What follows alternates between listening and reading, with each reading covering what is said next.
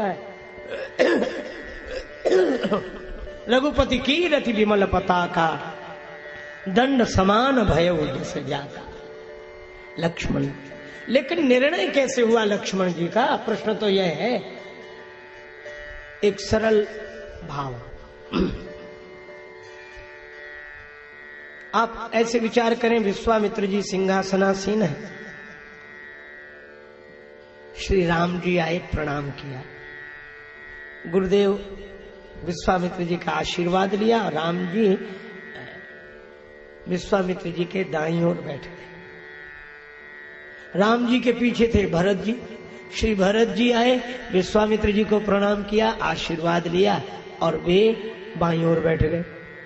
अब इधर राम जी, इधर भरत जी। भरत जी के पीछे थे लक्ष्मण जी।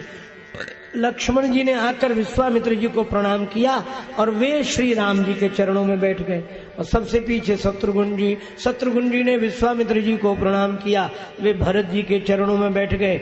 अब दो इधर दो इधर। विश्वामित्र जी बोले इधर वाली नहीं, इधर वाली जोड़ी चाहिए, अनुज समेत देहु रघुनाथा। ये लक्ष्मण जी के संग राम जी को। अच्छा, विश्वामित्र जी से कोई पूछे कि काम तो एक है, दो को क्यों ले जा रहे? विश्वामित्र जी बोले काम भी दो है। दो काम? हाँ, निशिचर वध एक, दूसरा काम हम होव सनाथा, निशाचरों का वध हो जाएगा और हम सनाथ हो जाएंगे। दो काम है। तो निशाचरों का वध किसके द्वारा होगा? का जगमह सखा निशाचर जेते, लक्ष्मण हनई निमिषि मह पेते। का निशाचरों का वध करने के लिए लक्ष्मण जी को ले जा रहे हैं और रघुनाथ जी जाएंगे तो हम सनाथ हो जाएंगे। निश्चर वध हम होव सनाथा। अरे महाराज, तो क्या अभी तक आप अनाथ थे जो आप सनाथ होंगे? तपश्चर्या की शक्ति, इतने बड़े महात्मा, और आप अनाथ कह रहे हैं अपने को? विश्वामित्र जी बोले हाँ, हम अनाथ। अनाथ दो तरह के होते हैं, दो तरह के। एक अनाथ तो वे जिनका कोई नाथ ना हो, कोई पालन करने वाला ना हो, तो लोग कहते हैं अरे बेचारा अनाथ है, इसका कोई नहीं है, अनाथ है। एक तरह के तो वे अनाथ। और दूसरे अनाथ, अब कितनी अद्भुत बात है। लक्ष्मण जी ने सभी राक्षस मारे और भगवान ने स्वभाव को पूरी तरह मार दिया। पावक सन अग्निबाण से, ज्ञानाग्नि, ज्ञान की अग्नि प्रज्वलित हो जाए, कर्ता भाव समाप्त, तो दुख समाप्त। लेकिन दोष बचा रहा। अच्छा, ये दुख और दोष भगवान ही मिटा सकते और किसी के बस की बात नहीं। एक संत की अमृतमयी वाणी है, हे प्रभु यही प्रार्थना है, क्या देह छूटने से पहले दोष छूट जाए। भगवान ने बहुत दूर भेज दिया, सुबाहु को तो मार दिया, दुख मिट गया, दोष चला गया। तो इतनी देर में अनुज निशाचर कटक संहारा। जब तक श्री राम जी ने 1.5 राक्षस मारे, एक सही एक बटे दो, एक पूरा मरा एक अधमरा। इतनी देर में लक्ष्मण जी ने कटक संहारा, राक्षसों के समूह को समाप्त कर दिया। विश्वामित्र जी बड़े प्रसन्न हुए, मारी असुर तुझ निर्भयकारी। ब्राह्मणों को निर्भय बना देने वाले ब्रह्मण्य देव भगवान श्री राम वहां कुछ दिन निवास करते हैं। एक दिन श्री राम जी ने कहा कि गुरुदेव, अब एक बात है, क्या आपका यज्ञ तो पूरा हो गया, अब हमें घर वापस भेज दो। विश्वामित्र जी बोले अभी नहीं, यज्ञ की रक्षा के लिए आए हो, तो यज्ञ तो पूरा हो गया। तो विश्वामित्र जी बोले अभी एक यज्ञ और बाकी है, वह भी आपसे ही पूरा होगा। कौन सा यज्ञ गुरुदेव? धनुष यज्ञ सुनि रघुकुल नाथा, हरसि चले मुनिवर के साथ।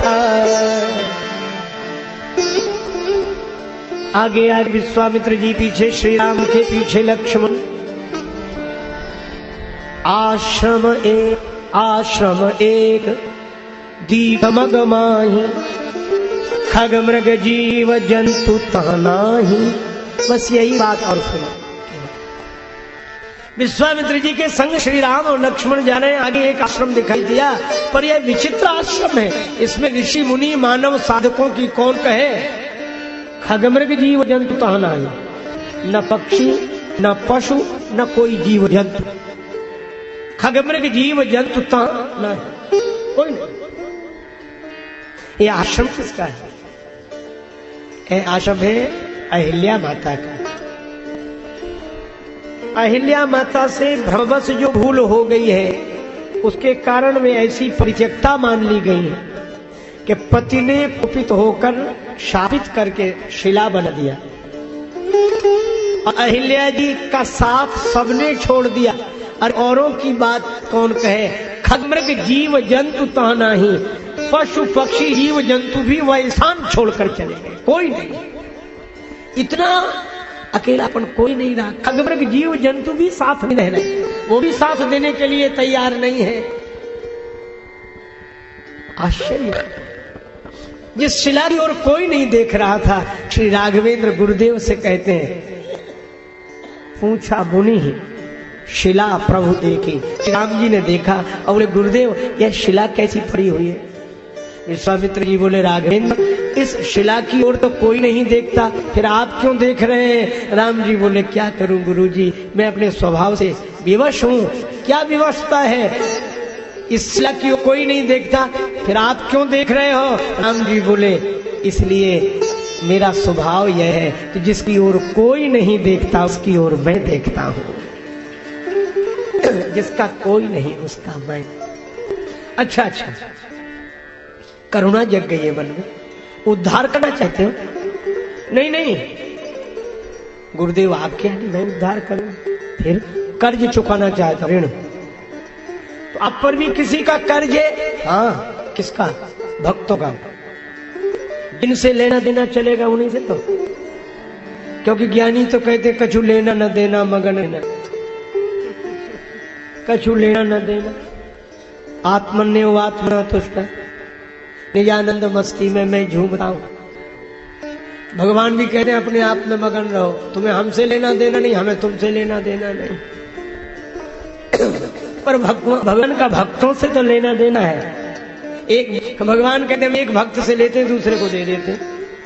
भगवान श्री कृष्ण से किसी ने कहा कि आपने द्रौपदी जी का चीर इतना बढ़ा दिया कि अंत ही नहीं हुआ, इतना चीर कहां से आया। भगवान बोले हमारे पास थोड़ा ही है, चीर थोड़ा ही था। फिर बोले हमने द्रौपदी जी का चीर बढ़ाया है तो तुमने देखा, लेकिन एक बात तो सुनो। क्या? बोले हमने गोपियों का चीर चुरा लिया और द्रौपदी जी का चीर बढ़ा दिया। एक भक्त से लेते हैं दूसरे को दे देते, हमारे पास कहां है।